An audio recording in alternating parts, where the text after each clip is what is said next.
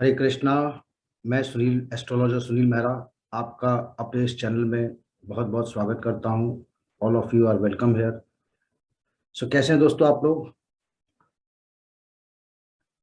आज की इस हेक्टिक लाइफ में जब हम सुबह निकलते हैं, अपने सब डॉक्यूमेंट्स, अपने पेपर्स, अपने आई कार्ड्स सब साथ लेके चलते हैं।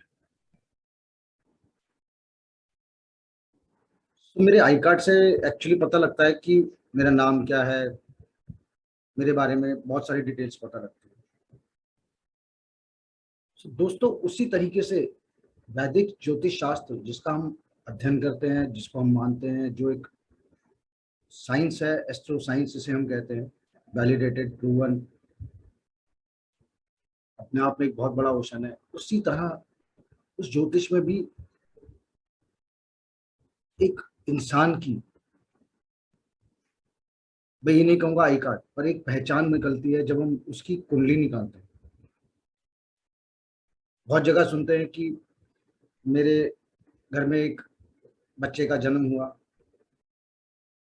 कोई दोस्त कहता है कि मेरे यहाँ संतान हुई, कोई रिश्तेदार कहता है कि मेरे यहाँ एक बेटा आया, एक बेटी आई। तो चलो उसका नामकरण करते हैं, उसकी जन्म पत्री बनाते हैं। तो आखिर ये जन्म पत्री, ये कुंडली है क्या? So here we come. आज हम अपने एस्ट्रोलॉजी लर्निंग सेशंस में जन्म कुंडली के उन बेसिक्स को समझेंगे। What is that D1 chart, जिसे हम बहुत कॉमनली लगन कुंडली, जन्म कुंडली, और एक और पोर्शन होता है जिसे हम चंद्र कुंडली, राशि चार्ट भी कहते हैं। सो लेट अस अंडरस्टैंड ये जन्म कुंडली है क्या और किस तरीके से हम इसको बनाते हैं, कैलकुलेट करते हैं, मैन्युअली या सॉफ्टवेयर, दोनों तरीके से।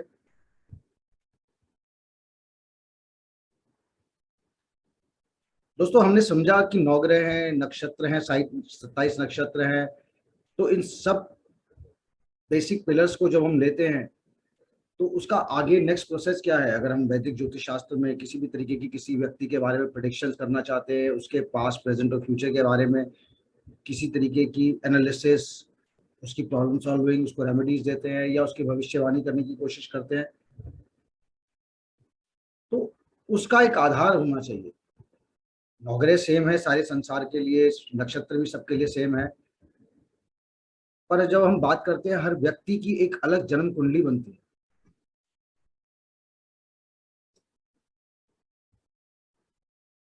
इस जन्म कुंडली का बहुत बेसिक आधार क्या है? हम यहाँ पर जन्म कुंडली के बेसिक्स और उसके प्रीरिक्विजिट की बात करेंगे। उसको बनाने के लिए क्या चाहिए, उसको बनाने के माध्यम आज की तारीख में डिजिटलाइज्ड वर्ल्ड में बहुत सारे, बहुत अच्छे, प्रूवन और बहुत, मैं कहूँगा, वैलिडेटेड एस्ट्रोलॉजिकल सॉफ्टवेयर्स हैं, बहुत अच्छे हैं। और बहुत काफ़ी बड़े बड़े ब्रांड्स हैं जो अच्छे अच्छे सॉफ्टवेयर बना रहे हैं। उसके अलावा जो हमारा प्राचीन काल से जो एक मैनुअल तरीका चला रहा है, वो तो हमेशा रहेगा, जिसे पंचांग देख के कहते हैं। तो जिन लोगों को उस चीज का पूर्ण ज्ञान है और वो पूर्ण उसके अंदर मास्टरी रखते हैं, वो पंचांग देख के, आज भी पंचांग देख के ही बनाते हैं, हाथ से पूरा एक एक दिन, एक एक नक्षत्र को समझते हैं और उसके बाद उसकी जन्म कुंडली मैनुअली बनाते हैं। So what we are talking about here is how to make the lagan kundli. So we are opting here, taking any of the common software which we can go from the market. So एक जन्म कुंडली बनाने के लिए मुझे चाहिए क्या? आज मिस्टर ABC, कोई भी व्यक्ति है, उसका जन्म हुआ, तो सबसे पहले हमें उसे डेट ऑफ बर्थ चाहिए, time of, exact time of birth, place of birth, और एक एस्ट्रोलॉजिकल सॉफ्टवेयर जहां हम इन तीनों इनपुट्स को डालेंगे और इजी गोइंग वे में या किसी भी नॉर्मल या अच्छे स्टैंडर्ड सॉफ्टवेयर में अपने आप वो उस प्लेस के लॉन्गिट्यूड और लैटिट्यूड को पिक कर लेगा and it will make a लगन कुंडली, वन जन्म कुंडली।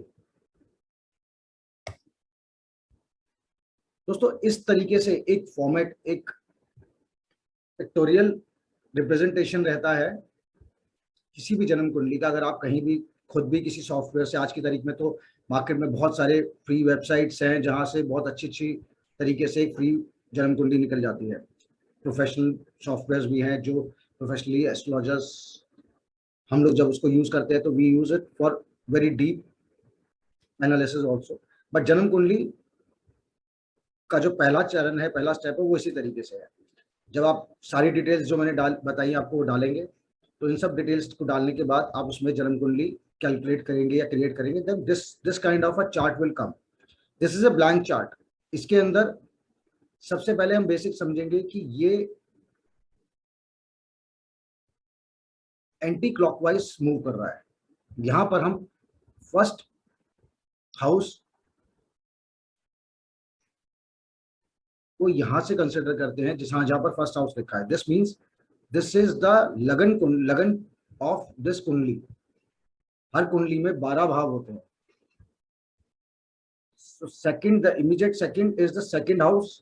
Then we move to third, fourth, fifth, sixth, seventh, eighth, ninth, 10th, 11th and 12th। इस तरीके से ये जन्म कुंडली के 12 भाव को हम काउंट करते हैं। अब इन 12 भाव का बेसिकली अपने अपने तरीके से कुछ इंपॉर्टेंस है, अपने अपने इनकी प्रॉपर्टीज है, अपने अपने एट्रीब्यूट्स है। इनको कहाँ और किस तरीके से यूज किया जाता है वो हम समझेंगे।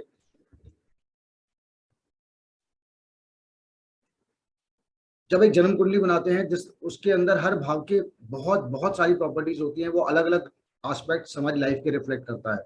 अगर हम बहुत बेसिक की बात करें तो फर्स्ट हाउस हमारे सेल्फ को रिफ्लेक्ट करता है, हमारे बारे में बताता है। Second house is finance, third courage को करता है, फोर्थ इज मदर, फिफ्थ से हम चिल्ड्रन देखते हैं, सिक्स हाउस से डिजीज, सेवंथ से स्पाउस, एट से longevity of life, age and death causes, ninth से हम रिलीजन और spirituality, tenth is use for professional analysis, 11th से हम इनकम और गेन्स देखते हैं, एंड 12th से एक्सपेंडिचर।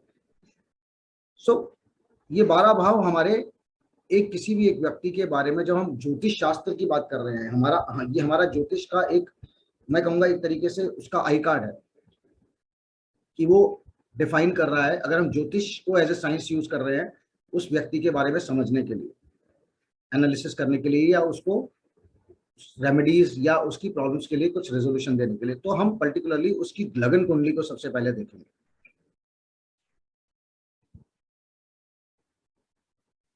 दोस्तों हमने यहाँ पर एक चीज समझी कि ये हाउसेज हैं, पर अब इन हाउसेज के अंदर कोई ना कोई प्लैनेट उस हाउस को ओन करेगा। जैसे हमने यहाँ पर एक जन्म कुंडली को एज एग्जांपल लिया है, तो आप ये देखिए, हमने जब इस व्यक्ति की जन्म कुंडली बनाई, 77 बॉर्न, अक्टूबर 77 बॉर्न इस पर्सन की हमने जन्म कुंडली को बनाया, तो इस तरीके का एक लगन चार्ट बन के आ गया।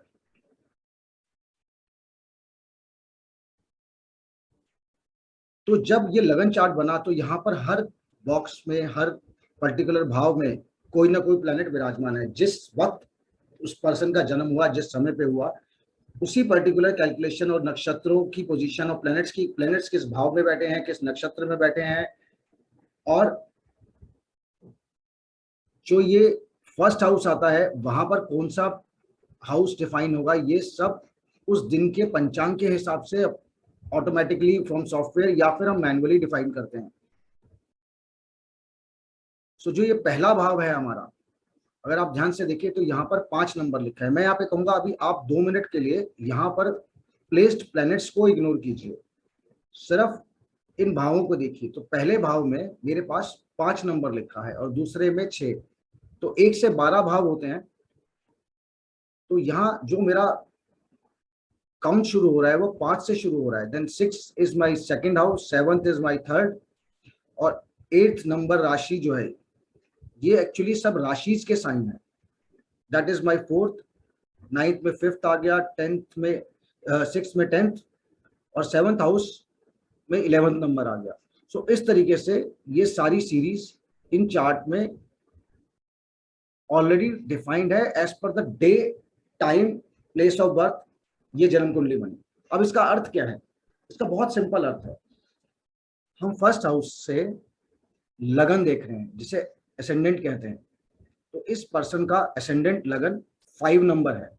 अब 5 नंबर क्या है? जैसे हमने पिछले सेशंस में पढ़ा था, हमारे पास 12 राशियां हैं, हर राशि का एक नंबर है। एरीज से शुरू होता है, then it is number 1 rashi, and same way when we step down 2 3 4, 12 राशियों के आगे उनके नंबर हैं, उनके नाम हैं। अगर हम यहाँ पर एग्जाम्पल में देखें तो यहाँ पर 5 नंबर राशि लिखी है। इस पर्सन का, मिस्टर एबीसी का जो लगन है वो 5 नंबर राशि से डिफाइन हो रहा है।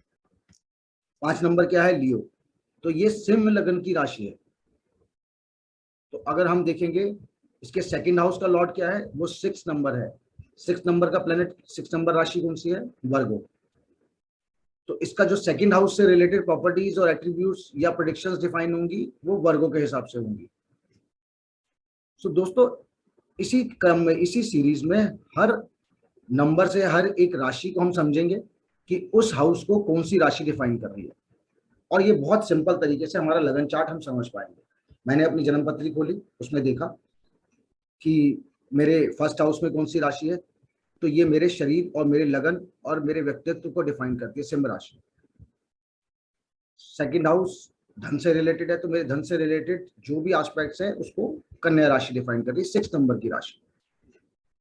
इसी तरीके से ये पूरी सीरीज चलेगी। यहाँ पर दोस्तों हमने यहाँ पर बात करी थी लगन राशि की। अब आप ध्यान से देखिए, इसी लगन चार्ट में जब हम देखेंगे, ये हमारे चंद्रमा जो है, चंद्रदेव बहुत इंपॉर्टेंट है।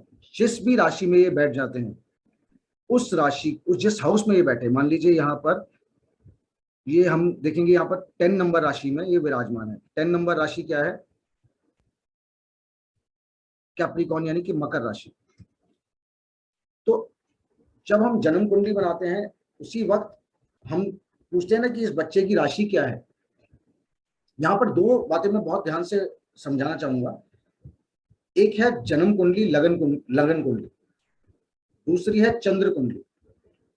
जिस जगह, जिस राशि में चंद्रमा विराजमान है, दैट इज माई राशि। तो हम जब चंद्र कुंडली बनाते हैं तो हम इसी चार्ट को पूरा रोटेट कर देते हैं और असेंडेंट वाले पोर्शन में फर्स्ट हाउस में चंद्रमा को ले आते हैं, the moon. What ever the राशि, अगर ये यहाँ पर 11 में प्लेस्ड होते तो ये यहाँ आ जाता। सो इस तरीके से ये मेरी चंद्र कुंडली बनती है। तो अगर मैं इस पर्सन की राशि देखूं तो वो 10 नंबर राशि है, और 10 नंबर राशि क्या है? मकर।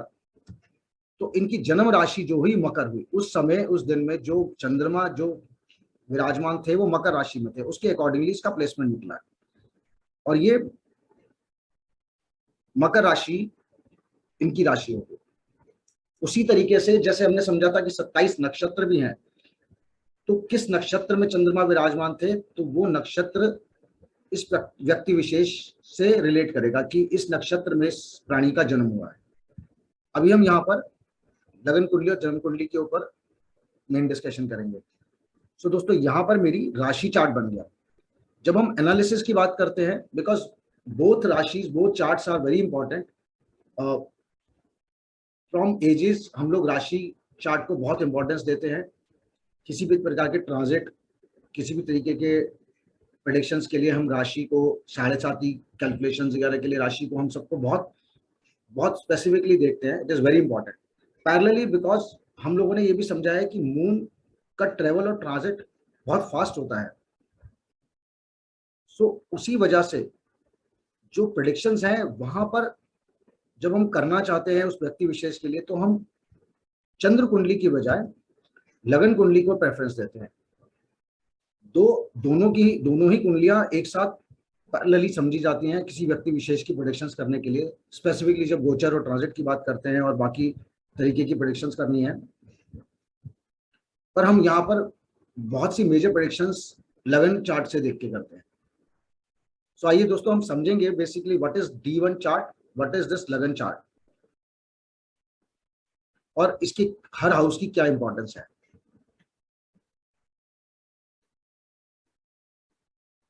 सो मेरे 12 भावों में first house is my for my physique, जैसे तनु भाव कहते हैं।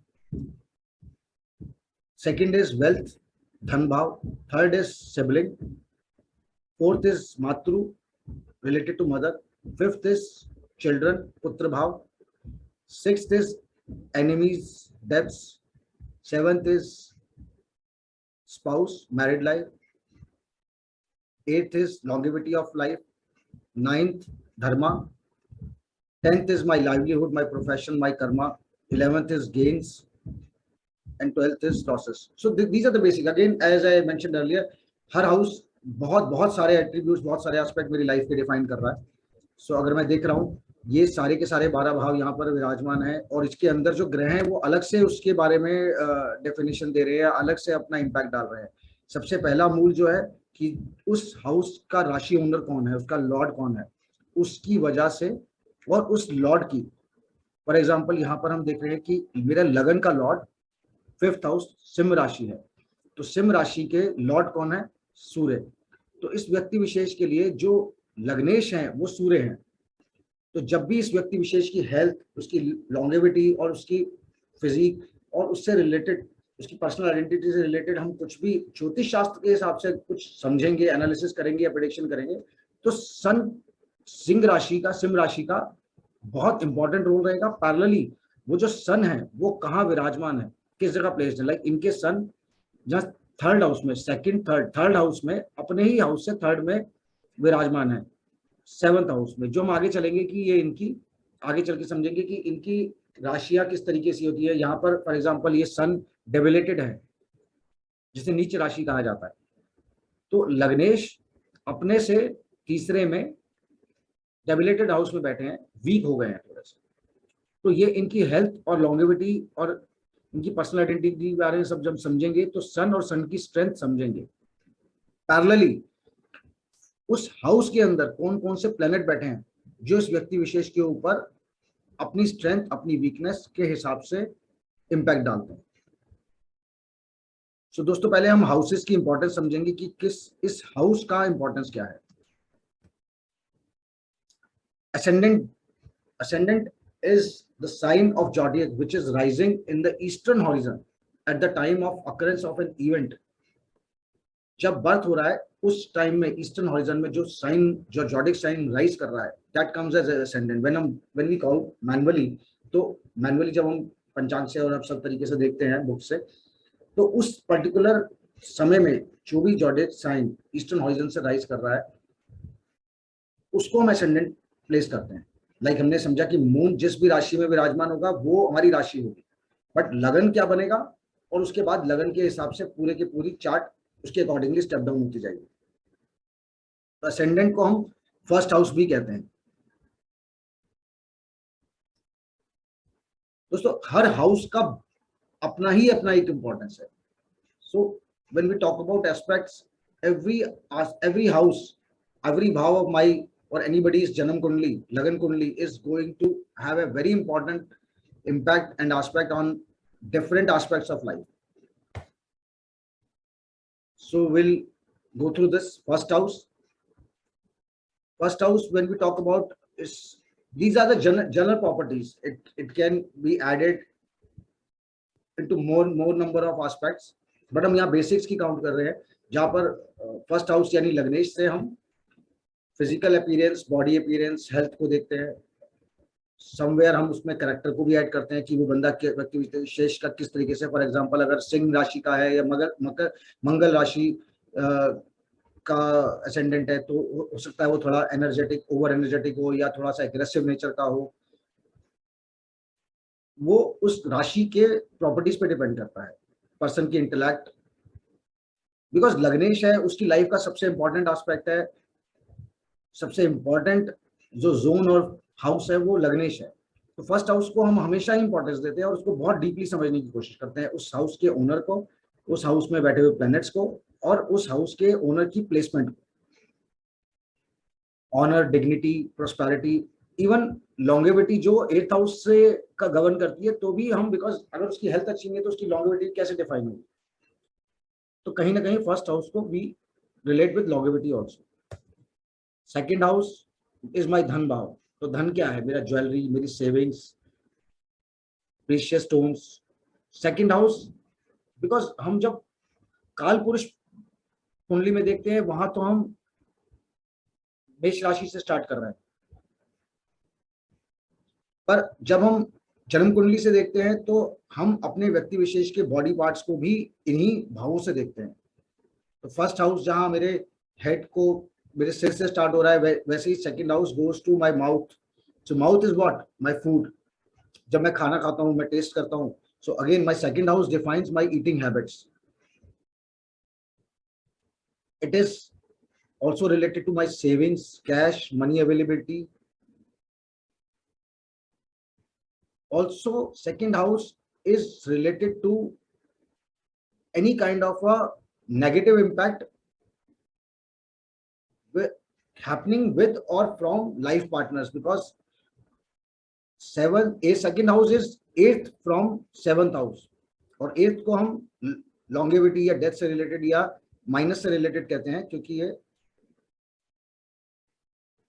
एक तरीके से त्रिक भाव में काउंट होता है। त्रिक भाव सेवंथ का त्रिक भाव हो गया है, सेवंथ का अष्टम। So otherwise it is well known as धन भाव only for the person. For the spouse it could be the eighth house. So किसी भी पर्सन की लाइफ में स्पाउस से रिलेटेड कोई भी मिस हैपनिंग्स अगर हम कंसिडर कर रहे हैं, तो वहां पर हम सेकंड हाउस को भी कहीं ना कहीं एनालाइज करते हैं, including other houses. Third house, दोस्तों आज जब इस संसार में आते हैं, हमारे पेरेंट्स, हमारे भाई बहन, हमारे रिलेटिव्स सब हमारे साथ होते हैं, जिनके साथ हम अपने इस जीवन को बिताते हैं, एंजॉय करते हैं। सो कहीं ना कहीं जब हम वैदिक शास्त्र की बात कर रहे हैं, वैदिक ज्योतिष शास्त्र की बात कर रहे हैं, तो हर हाउस, हर भाव में हमारा पूरा परिवार, पूरा मैं कहूँगा हर रिश्ता, अगर आप ध्यान से देखें तो मेरे एक लगन चार्ट से मुझे बहुत आराम से समझ में आ जाए। तो अगर मैं थर्ड हाउस की बात करूं, it talks about younger brother and sister, cousins, relatives, neighbours. Courage है मेरा, मैं कितना एनर्जेटिक हूं, मैं कितना करेजियस हूं। शॉर्ट जर्नीज डिफाइन करता है थर्ड हाउस। मेरी कम्युनिकेशन स्किल्स डिफाइन करता है, मेरी मीन्स हम सबकी, किसी भी व्यक्ति विशेष की जिसकी हम जन्म कुंडली बना रहे हैं, तो उस व्यक्ति विशेष के लिए थर्ड हाउस उसके इन सारे aspects included many more aspects third house से हम समझ सकते हैं। तो थर्ड हाउस में जब हम समझेंगे तो वहां पर हम सबसे पहले ये समझ रहे हैं कि ये थर्ड हाउस है, तो यहाँ पर सेवंथ मीन्स तुला राशि। तुला राशि, तो तुला राशि यानी कि शुक्र। शुक्र इनके भाई बहन, रिलेटिव्स, नेबर्स और करेज को डिफाइन कर रहा है। अब शुक्र is the owner for this house. तो सबसे पहले शुक्र को देखेंगे कि शुक्र कहां पर है। शुक्र अपने घर में तो नहीं है, शुक्र अपने एक और मित्र के घर में है जो वर्गो राशि है, बुध। तो यहां पर शुक्र की डिग्री क्या है, शुक्र की पावर क्या है, शुक्र डेबिलेटेड है, एक्सॉल्टेड है, वीक है, वो समझेंगे इस हाउस की पावर देखने के लिए। और इसके अलावा बिकॉज हमने समझा था कि जॉडिक साइंस के साथ साथ नक्षत्र का बहुत इंपॉर्टेंट रोल है। तो हर प्लेनेट जब जॉडिक को पार कर रहा है, तो हर जॉडिक में 2.25 नक्षत्र भी हैं। तो ये उस समय में, अब यहाँ पर कन्या राशि में अपनी डिग्री के हिसाब से ये शुक्र किस नक्षत्र में विराजमान है, तो उस नक्षत्र की अपनी एट्रीब्यूट्स और अपनी क्वालिटीज है, तो उसके हिसाब से ये शुक्र बिहेव करेंगे, अपना रिजल्ट देंगे। So coming to our primary sheet, third house, उसके राशि लॉर्ड, उसके राशि लॉर्ड की पावर और सारे क्वालिटीज के हिसाब से हम थर्ड हाउस को प्रेडिक्ट करेंगे कि उसके रिजल्ट्स कैसे होंगे। और as a standard third house brother, sister, relatives, अपना करेज, अपना कम्युनिकेशन, इन सबको डिफाइन करता है। नाउ वन मेजर थिंग, हम अभी तक सिर्फ राशि की बात कर रहे हैं यहाँ पर, because every planet is placed in some राशि। तो इस थर्ड हाउस में सन और मरकरी भी प्लेस्ड है, प्लस यूरेनस भी प्लेस्ड है। यूरेनस, नेपच्यून और प्लूटो को हम थोड़ा सा कंसिडर करते हुए भी एक बार के लिए कम कंसिडर करते हैं। रीजन बीइंग बिकॉज इनकी मोबिलिटी इतना लंबा स्पैन ऑफ टाइम होता है, जिसलिए इम्पैक्ट उनका बहुत कम पड़ता है as per our today's understanding on the Vedic शास्त्र। Now coming to sun and mercury, because sun यहाँ पर डेबिलेटेड है, मरकरी के साथ विराज बन रहे हैं, बुध आदित्य योग बन रहा है, तो यहाँ पर भाई बहन के हाउस में, सिबलिंग्स के हाउस में, रिलेटिव थर्ड हाउस में ये सन और बुध का एक योग बन रहा है, डेबिलेटेड है सन। तो इन शुक्र, सूर्य, बुध, इनकी डिग्रीज और इन सूर्य और बुध के अपने नक्षत्र, इन सब के बेस पर हम इस थर्ड हाउस की प्रेडिक्शंस करेंगे। Coming back to the basics, third house मेरे ब्रदर, सिस्टर, सिबलिंग्स, इन सबको डिफाइन कर रहा है, और इसमें बैठे हुए प्लैनेट्स और इसके राशि लॉर्ड्स उस पूरी एनालिसिस को सर्च करने में हमें हेल्प करते हैं। So we'll move fast towards the fourth house.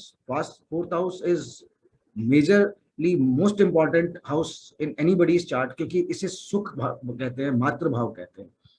अभी संसार में हम जन्म लेते हैं तो सबसे पहले हमारी माँ हमारे पास, हमारी मदर हमारे पास होती हैं, जो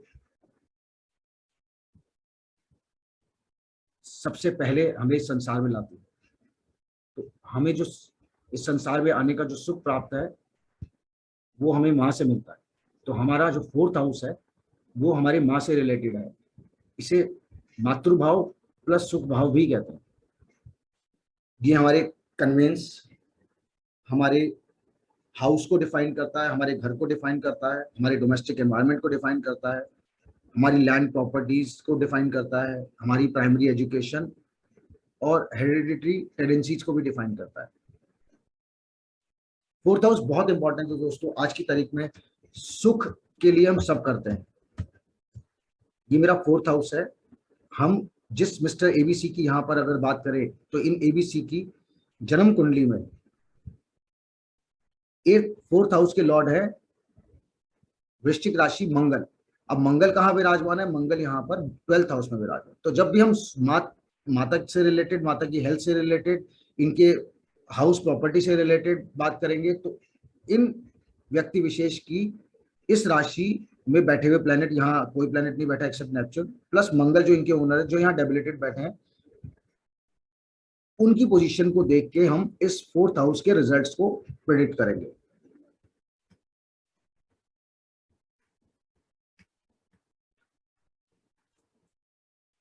इसी तरीके से फोर्थ हाउस हमारी कार, कन्वेंस, काफी चीजों को डिफाइन करता है।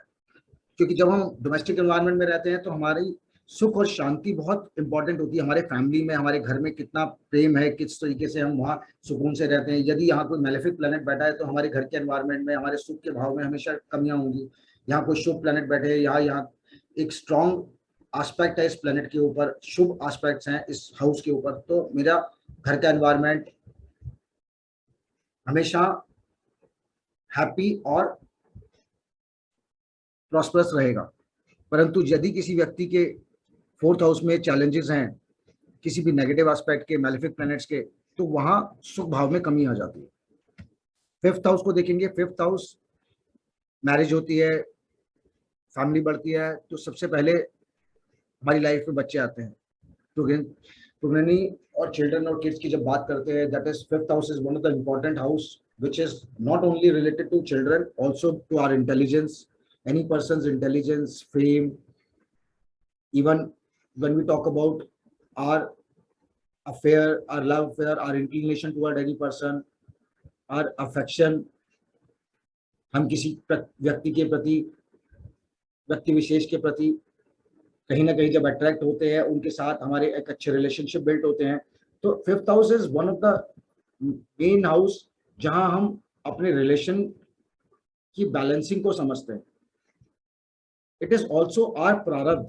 जब हम किसी व्यक्ति विशेष की जन्म कुंडली को देखते हैं, उसके जिस ज्योतिष वैदिक शास्त्र की हम बात करते हैं, जिसे हम साइंस, एस्ट्रो साइंस मानते हैं, उसके बेस पर अगर हम समझें कि उसका प्रारब्ध क्या है, उसके पूर्व कर्म क्या है, तो fifth house is one of the important house where we understand कि उसके पूर्व जन्म के क्या फल इस जन्म में उसे मिल सकते हैं।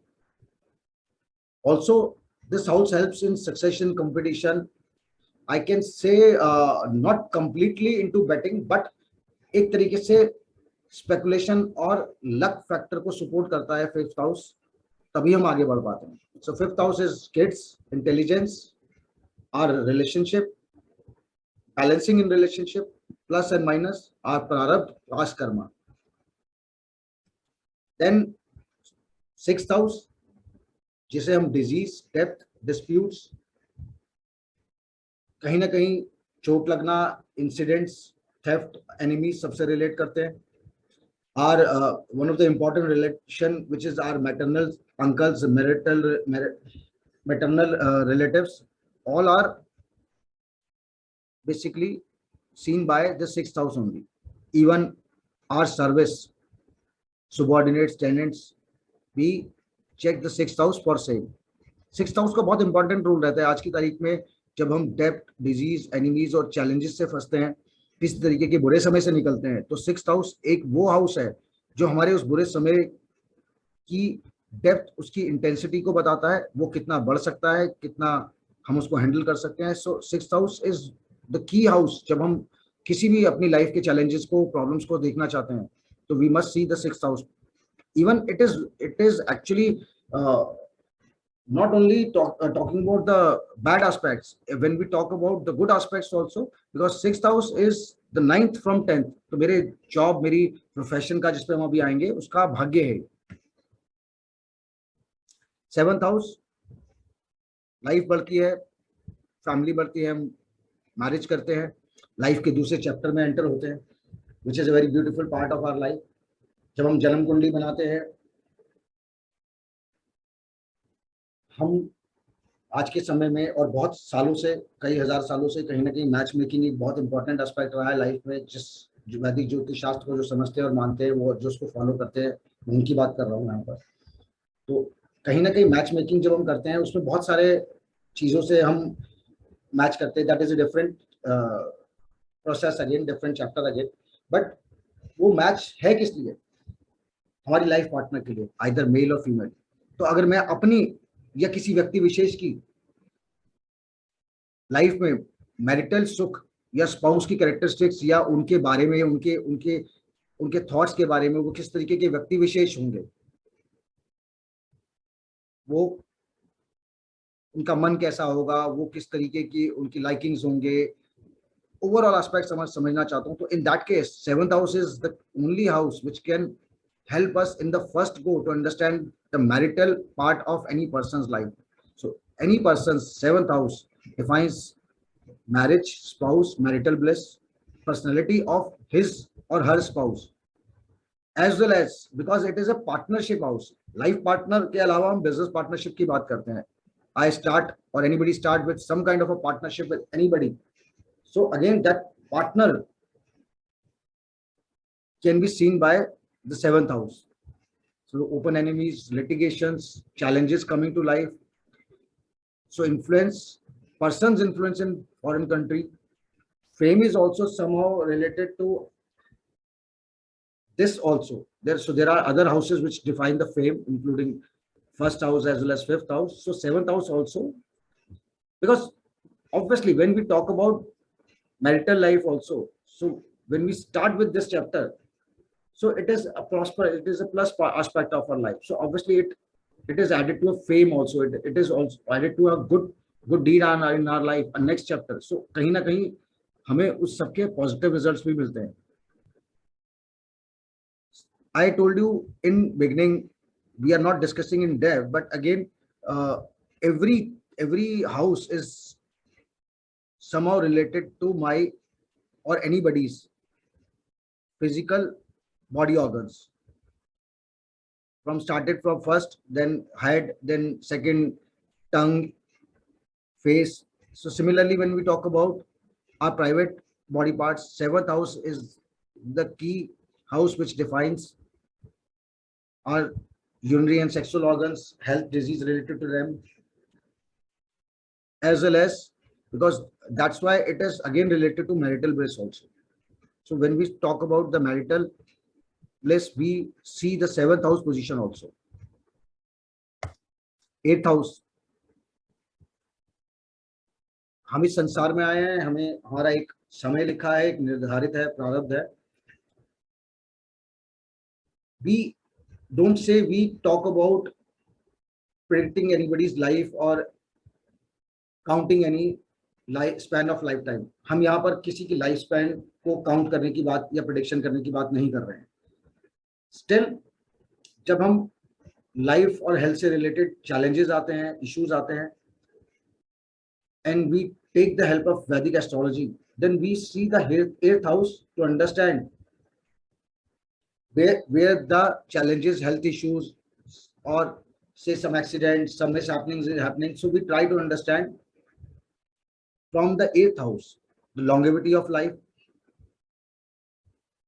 Again, it is also related to, because seventh and eighth are very close. So somehow both of the houses define our sexual organs, our excretory organs. Eighth house relates to some kind of challenges we can see if they are there or they won't be there from eighth, because to the spouse house.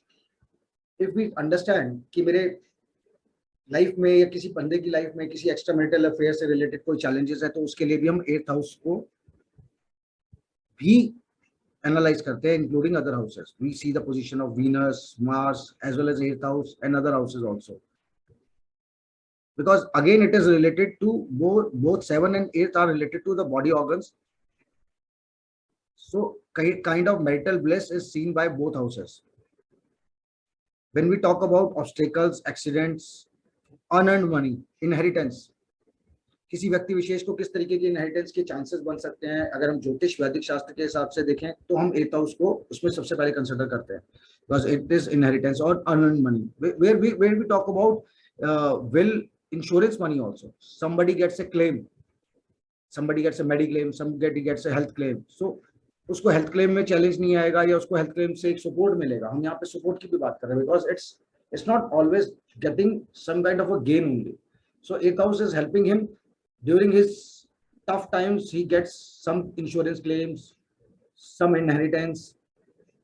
So all these are seen by eighth house. Parallelly, because 6th, 8th, 12th we will see further are talked about as a trick house, somewhere some kind of a negative houses we say, not always, but some negative aspects are related to these. So theft, robbery and worries are also related to this house. As we saw the 6th, injuries, theft, enemies, we are talking from 6th as well as from 8th. So 6th, 8th, and then we'll come to 12th also. So we look into these kind of negative challenges coming into our life from 8th house also.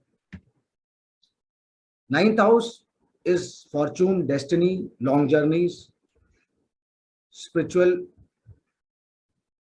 initiation, guru, mentor, religion, visit to holy places, philosophy, grandchildren, higher education, wife, sibling. So 9th house बहुत important role है, भाग्य है हमारा.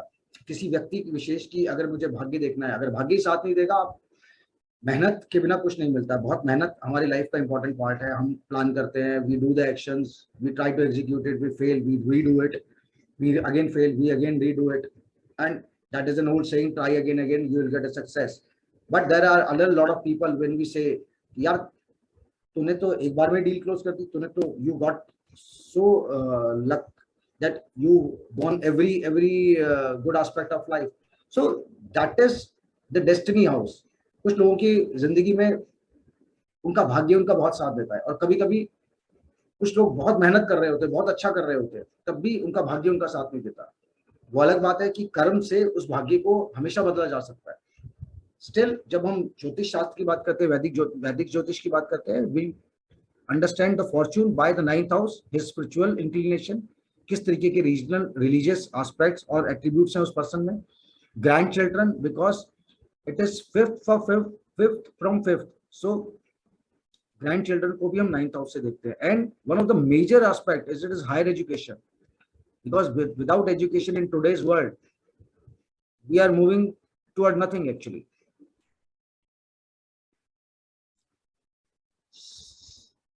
जितना हम पढ़ें और जितना हम पढ़ाएं और जितना हम ज्ञान को, शुद्ध ज्ञान को, अच्छे ज्ञान को, either it is a knowledge on any good aspect, any dislike, anything, when we spread it out, it multiplies.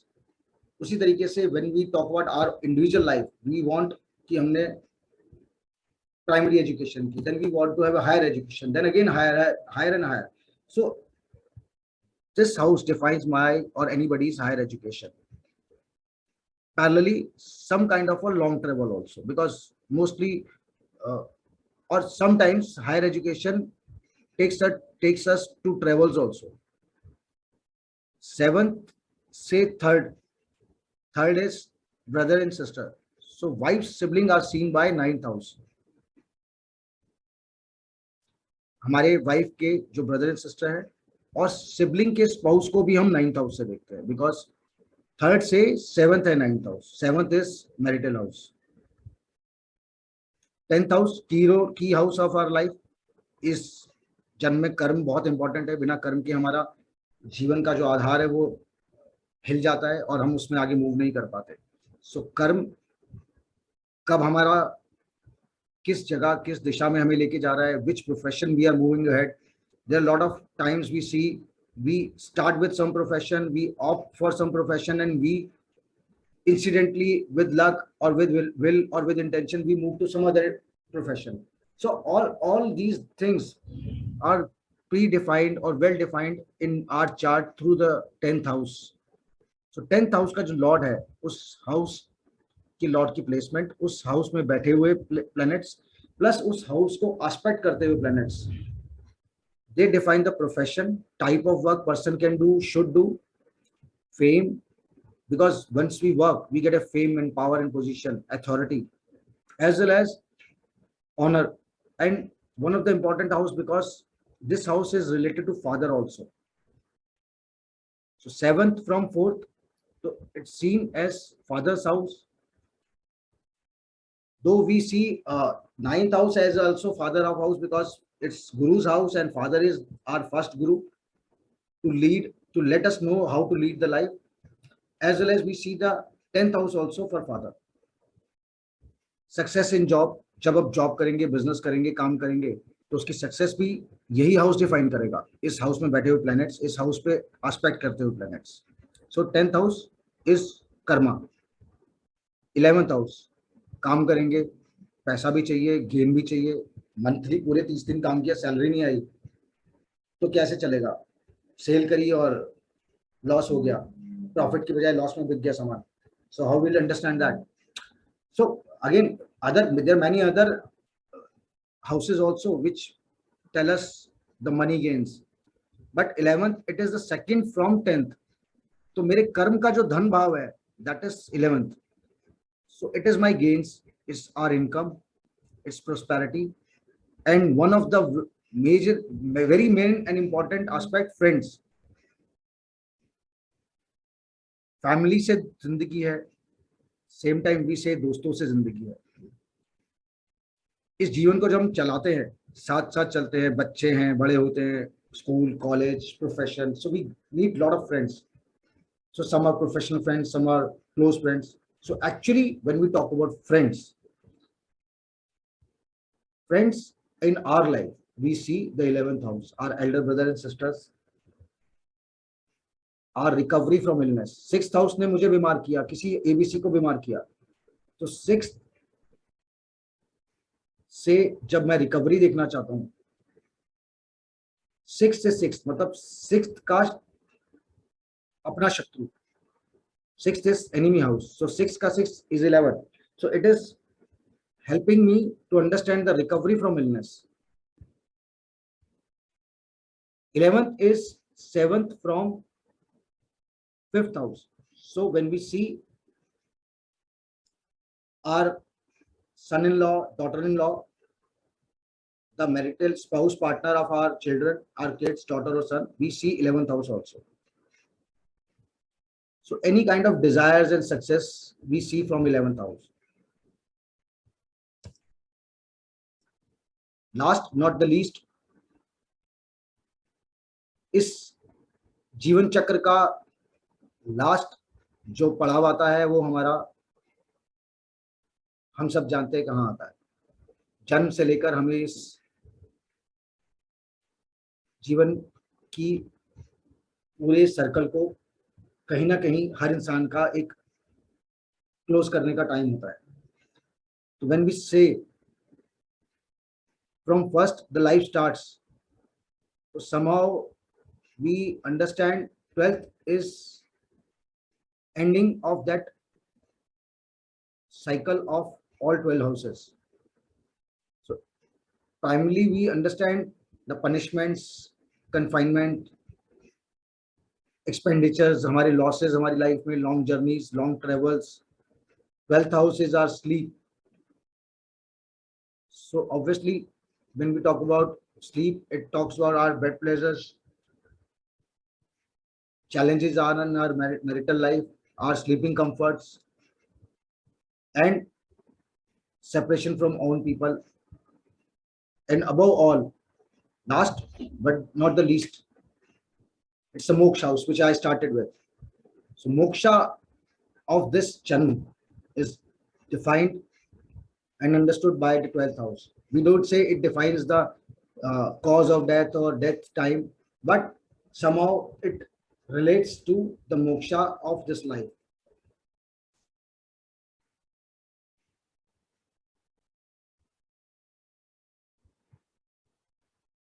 Then we understand the classification of these houses. हमने 12 भाव देखे. So on a basic level, I'll tell you in this session, in houses को हम कुछ particular naming देते हैं, like first, fifth, ninth are known as Trikon house, which are very important in any chart. These are the key houses which must be powerful, which need the strength, and which are always strengthened to take any kind of a astrology power. When we talk about कोई भी remedies है तो हमें first, fifth और ninth house को सबसे पहले consider करते हैं, यहाँ पे बैठे प्लैनेट्स को और इसकी प्लैनेट लॉर्ड्स को. देन वी हैव केंद्रास, again very important, first, fourth, seventh and 10th.